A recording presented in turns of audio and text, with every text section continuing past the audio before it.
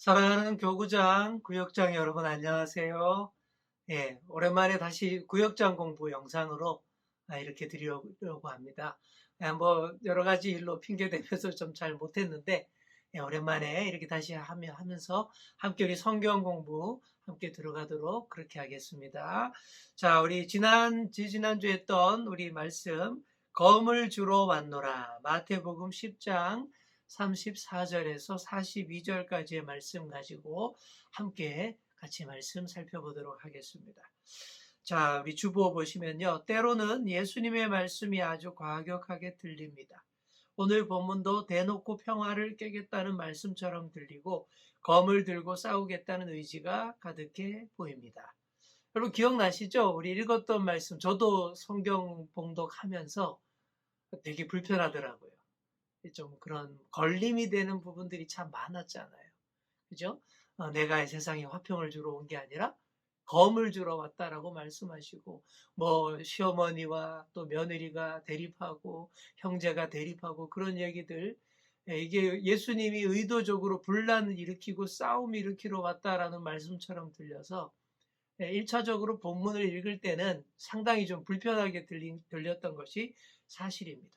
근데 정말 그런 게 아니다라고 제가 설교 말씀을 통해서 잘 말씀드렸죠. 우리 다시 한번 더 살펴보도록 하겠습니다. 우리 1번 보십시오. 화평이 아니라 검을 주러 오셨습니다. 우리 마태복음 10장 34절 말씀에 예수님이 그렇게 말씀하셨죠. 내가 세상에 화평을 주러 온 줄로 생각하지 말라. 화평이 아니요 검을 주러 왔노라. 자, 왜 이렇게 말씀하셨을까요? 우리가 세상의 모든 것들과 다 타협하고 다 평화롭게 지낼 수 없습니다. 그럴 수 있다라고 생각하는 사람은 정말 대단한 사람이거나 좀 말이 안 되는 거예요. 자, 왜 그러냐 하면 우리가 선하고 착하고 좋은 것들과는 정말 사이좋게 지내고 어울려서 거기에 녹아들어서 행복하게 잘 살 수 있어요. 그렇죠? 자, 그런데 정말 나쁘고 불의한 것들, 사악한 것들, 이런 것들과도 우리가 사이좋게 지낼 수 있습니까? 없잖아요. 그죠? 정말 납치하고 성폭력 행하고 또 사기치는 사람하고 우리가 사이좋게 지낼 수 있습니까? 그럴 수 없잖아요. 사이좋게 지낸다라는 말은 그런 것들과 나도 똑같은 부류가 돼야 된다라는 그런 의미지 않습니까? 살인자랑 사이좋게 지내려면 나도 살인자가 돼야 되고, 조직폭력배들과 사이좋게 지내려면 나도 폭력배 일원이 돼야 된다는 얘기인데 그럴 수가 없는 거예요. 마땅히 우리가 친해야 지내야 될 것들과 친하게 지내고 화평하는 게 맞고, 정말 내가 정말 타협할 수 없는 것들과는 온몸으로 거부하고 불화할 수밖에 없는 거죠. 그래, 예수님이 하신 말씀이 바로 그런 것입니다. 불의한 것들, 나쁜 것들과는 단호히 맞서야 한다. 그래서 예수님이 화평이 아니라고 한 것은 사탄이 주도하는 죄악과 불의에 타협하고 굴복할 수 없다. 평화 조약을 그들과 맺을 수 없다. 이런 의미인 거예요. 또 검을 주러 왔다라는 것은 그런 나쁜 것들, 불의와 죄악의 세력에 맞서서 단호하게 싸워야 한다라는 의미로 말씀하신 것입니다. 그래서 우리에게 아주 무겁고 위험하고 날카롭지만 엄중한 검을 우리에게 주신다. 그래서 사탄과 죄악에 굴복하고 타협하지 않아야 한다라고 말씀하는 것입니다. 자, 우리 동양의 옛 성현의 말씀에도 그런 게 있어요. 모든 사람에게서 다 칭찬받는 사람, 그게 좋은 게 아니라고. 네, 저는 옛날에 그렇게 생각했어요. 모든 사람에게서 다 칭찬받으면 그게 좋은 사람이지, 그렇게 생각했는데, 생각해 보니까 또 옛 성현의 말씀에 입각해서 생각해 보니까 정말 그게 아니더라고요. 정말 착하고 선하고 믿음 좋은 사람한테서 사랑받는 게, 존귀 여김받는 게 맞고, 나쁜 사람들, 정말 범죄자들한테서는 미움을 받는 게 맞죠. 정치인들도 그런 거예요. 모든 사람들에게서 두루 사랑받으면 그건 잘못된 겁니다. 네, 정말 잘못되고 불의와 부정부패 행하는 그런 무리들에게서는 미움을 받아야 그게 맞는 거예요. 정의를 행하고자 올바른 칼을 휘두르고자 막 이렇게 개혁을 진행할 때에 미움받을 수밖에 없는 거예요. 부정부패하는 세력들, 정의를 부르짖는 사람을 미워할 수밖에 없는 거죠. 그러니 당연히 그런 데서는 미움받아야 한다라는 얘기입니다. 자, 그래서 화평이 아니라 검을 들어 오셨다라는 예수님의 말씀은 마땅히 화평해야 할 것들과만 화평해야지 잘못된 것들에게 타협하고 굴복하면 안 된다라는 말씀이고, 또 우리가 하나님께서 주신 검을 받아서 잘 사용해야 한다라는 그런 얘기입니다. 자, 2번 보십시오. 2번이 그런 얘기입니다. 받은 검을 바르고 정확하게 휘둘러야 합니다. 하나님께서 우리에게 검을 주러 오셨다 그러고 아주 막중한 검을 맡겨주셨는데 제대로 사용해야죠. 그런데 그러지 못한 세력들이 너무나 많습니다. 자기의 사익을 위해서 함부로 그 위험한 칼을 휘두르고 자기 욕심을 채우는 자들 너무나 많이 있어요. 제가 몇 가지로 실례로 들었죠. 저는 이제 검사, 판사 하시는 분들, 옛날부터 우리나라에서 제 최고 권력자에 올라가는 그 주 루트가 바로 법을 공부해서 판검사가 되는 길이었죠. 그렇게 하고 다시 나라의 지도자, 중요한 뭐 행정 관료가 되거나 정치가 뭐 대통령이 되기도 하고 그런 케이스들이 많은데, 저는 보면서 이번 몇 년간 우리나라 돌아가는 형국을 보면서 검사 개혁이 꼭 필요하다라는 생각 확신하게 됐습니다. 왜 그러냐면요, 우리나라 검사들에게 너무나 많은 칼이 주어져 있어요. 너무나 많은 권한과 권력이 주어져 있고 세상 어느 나라에도 없는 모든 특권과 권세가 우리나라 검사들에게 다 주어져 있어요.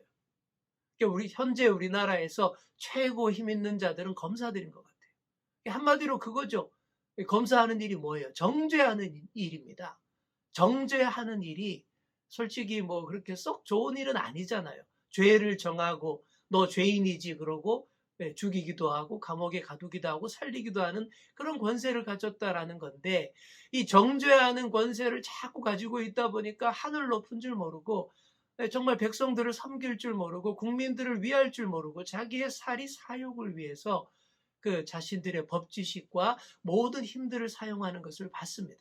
자기 마음에 안 들면 잡아 가두고, 그죠? 없던 제도 만들어서 붙이고, 그렇게 여론몰이하고 언론들에게 받아쓰게 해서 자신들이 유리한 쪽으로 정치를 몰아가고, 그래서 대통령도 우습게 하는 거예요. 검사들이 정말 대통령 우습게 합니다. 대통령 5년 하고 내려오잖아요. 자기네는 계속 은퇴할 때까지 떵떵거리고, 은퇴해도 정관예우라는 그런 말도 안 되는 것으로 변호사 개업해가지고는 온갖 부당한 이익을 다 챙긴다라는 거예요. 그래서 법률을 이용해서 뭐 죄를 있게도 하고 없게도 한다라는 거죠. 바로 이런 칼자루를 쥔 자들이 잘못된 일을 행하니까 얼마나 이 사회에 문제가 많이 발생하고 죄 없는 사람이 억울하게 되는 일들이 많겠습니까? 이거는 문제가 아니에요. 또 심지어 나라의 대통령도 막 세웠다 내렸다 하니까 여기서 큰 문제가 발생하는 것입니다. 이렇게 엉뚱하게 검을 휘두르면 안 된다라는 얘기예요. 언론도 마찬가지입니다. 우리나라 언론이 제가 보면 정말 최악이라는 생각이 많이 들어요.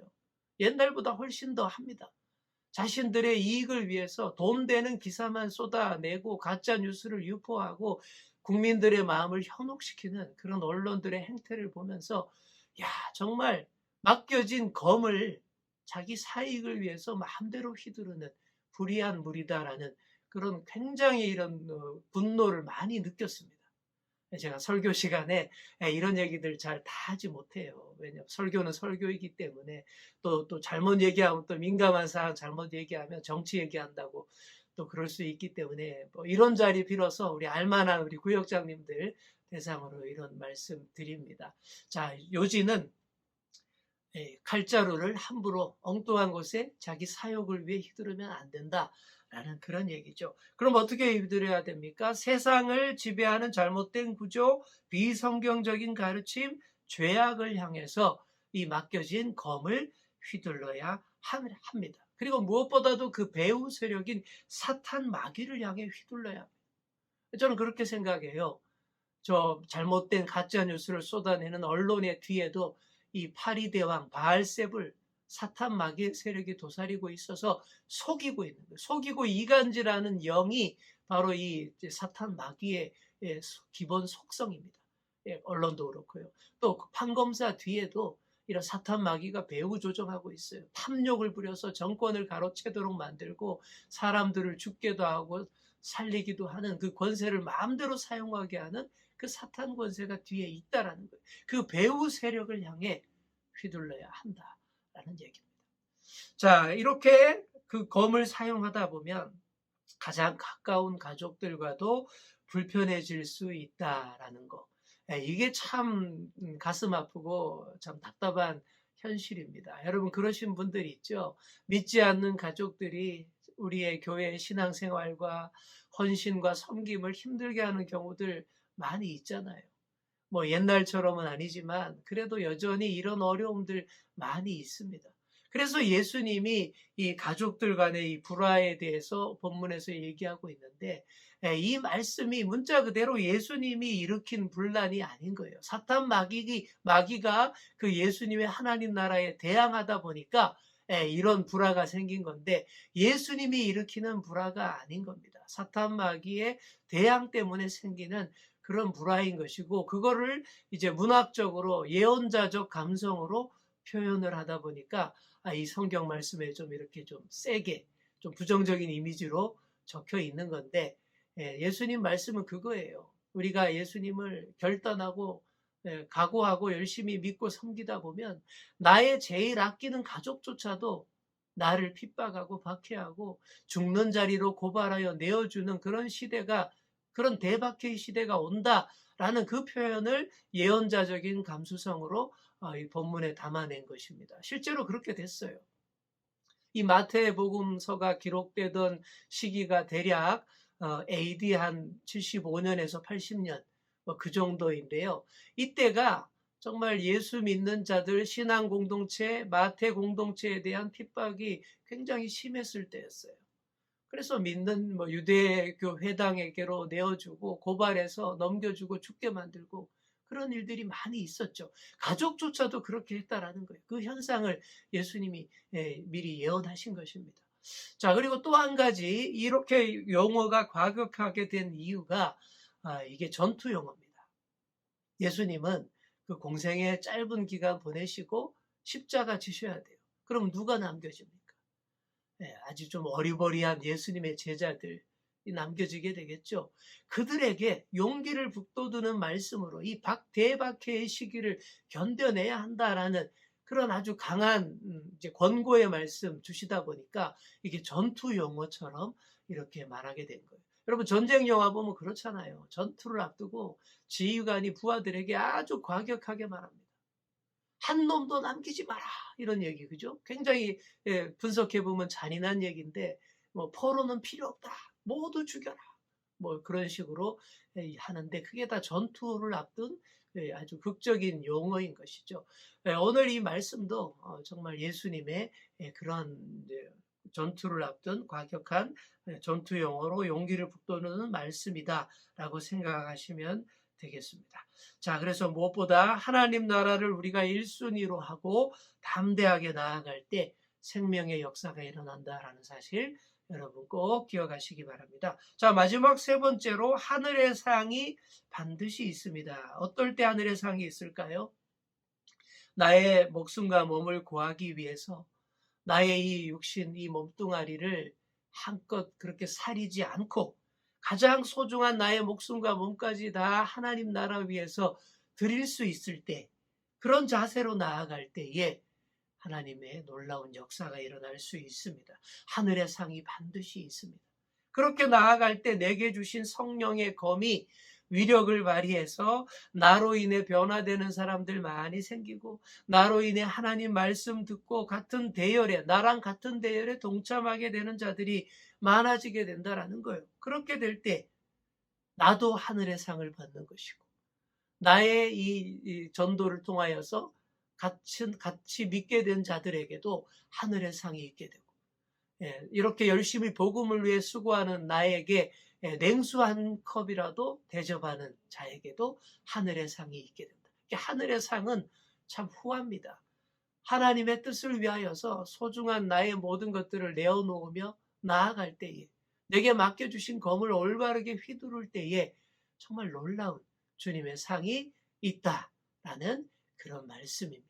자, 이 말씀 여러분 꼭 기억하시고 하나님 나라 1순위로 생각하며 나아가셔서 하늘의 상 반드시 받을 수 있기를 바랍니다. 자, 이제 결론입니다. 하나님 나라를 1순위로 하여 영적 전쟁에 집중합시다. 검을 주러 왔노라 하신 주님의 부름에 응답하여 죄악과 불의와 사탄의 세력을 확실하게 물리치는 성도들이 됩시다. 자, 그런 저와 여러분 다 될 수 있기를 바랍니다. 네, 이제 뭐 가을 이제 10월 둘째 주 그렇게 되었고요. 결실의 계절이 깊어가고 있습니다. 어느덧 올해를 마무리해야 되는 그런 시점이 벌써 다가오고 있는데 이제 뭐 정책당에도 11월에 있을 예정이고요. 이런 것들을 앞두고 우리 구역장님들이 우리 구역 식구들 다시 한번 잘 보듬어 주시고 또 이렇게 구역도 재편성할 시점도 다가오고 있는데 미리미리 잘 살펴주시기 바랍니다. 문자도 좀 보내주시고 전화도 연락도 하시고 우리가 대면에 하여서 만나지는 못하지만 이렇게 소식을 전하면서 이렇게 잘 믿음을 돈독하게 서로 격려해 주시고 우리 구역이 더 주님 안에서 온전히 하나 될 수 있도록 그렇게 또 마지막 잘 이렇게 점검해 주시기를 부탁드리겠습니다. 자, 이제 찬양하고 마칠게요. 오늘의 찬양 우리 다 아시죠? 이 믿음 더욱 굳세라. 여기에 모인 우리 주의 은총 받은 자여라. 우리 새로 개편된 찬송가에도 들어가 있는 그런 우리 곡입니다. 찬양하겠습니다. 여기에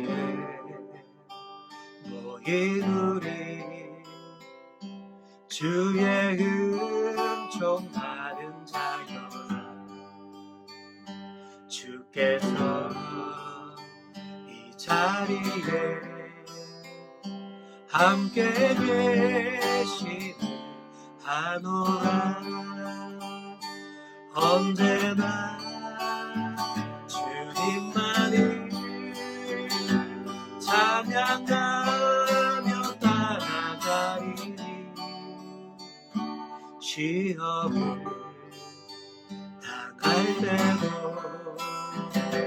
함께 계시는 믿노라. 이 믿음도 굳세라. 주가 지켜주신다. 어느 밤에도 주의 밝은 빛 인도하여 주신다. 주님이 뜻하시니 헤아리기 어렵더라. 언제나 주 뜻 안에 내가 있음에 아노라. 사랑의 말씀들이 나를 더욱 새롭게 하니 때로는 넘어져도 최후 승리를 믿노라. 이 믿음도 굳세라. 주가 지켜주신다. 어두운 밤에도 주의 밝은 빛 인도하여 주신다. 여기에 모인 우리 사랑받는 주의 자녀라. 주께서 뜻하시니 우릴 통해 펼치신다. 이 믿음도 굳세고 주가 지켜주신다. 어두운 밤에도 주의 밝은 믿음도 하여주신다.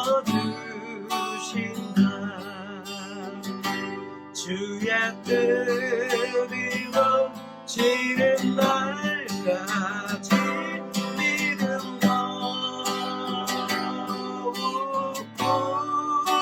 굳세고.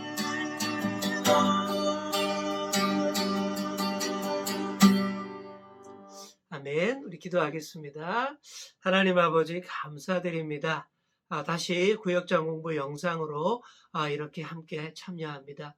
사랑하는 우리 구역장님들을 다 지켜주시고 정말 열심과 열성을 다하여서 하나님 나라 사역을 위해 교회의 섬김을 일을 위해서 헌신하고 수고하는 우리 구역장님들 다 될 수 있게 하여 주시옵소서.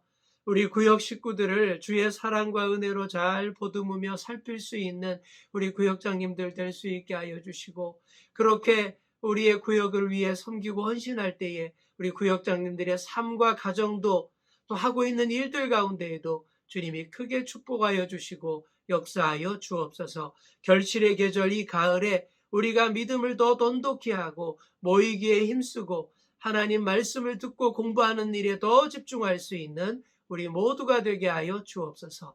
감사드리며 예수님의 이름으로 기도드립니다. 아멘. 네, 감사합니다. 항상 행복하시고 평안하시고 좋은 날들 되시기를 바랍니다. 감사합니다.